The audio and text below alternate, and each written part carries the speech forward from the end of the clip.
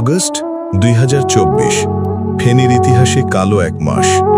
সীমান্ত ঘেরা শান্ত জনপদে নেমে এসেছিল এক ভয়ঙ্কর বিভীষিকা।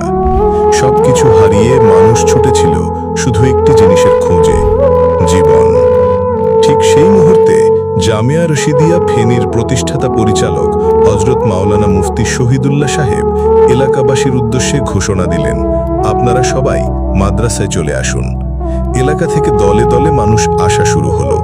কয়েক ঘন্টার মধ্যে আশ্রিত মানুষের সংখ্যা দাঁড়ায় 6000-এ। ছাত্ররা জীবনপণ ঝুঁকি নিয়ে শুরু করল উদ্ধার অভিযান।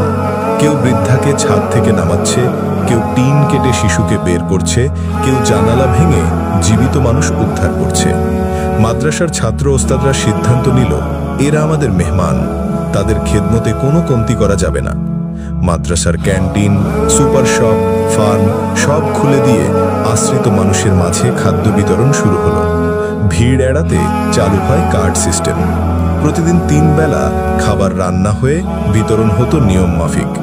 মহিলাদের জন্য নির্ধারিত ফ্লোরে ছাত্ররা রেখে আসতো খাবার। পর্দার খেয়াল রেখে স্বাস্থ্যসেবাও ছিল অনন্য। বিভিন্ন জায়গায় পৌঁছে দেওয়া হতো চিকিৎসা, স্যালাইন, প্রয়োজনীয় ওষুধ।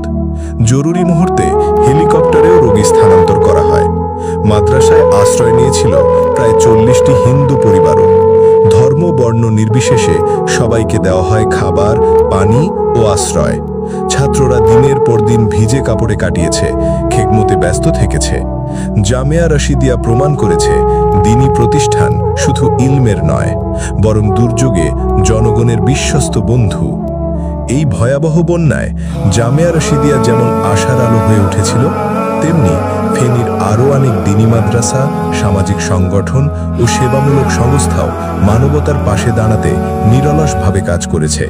তাদের প্রতিটি সহযোগিতা, প্রতিটি ত্যাগ, প্রতিটি সেবাও ছিল অসাধারণ ও প্রশংসনীয়।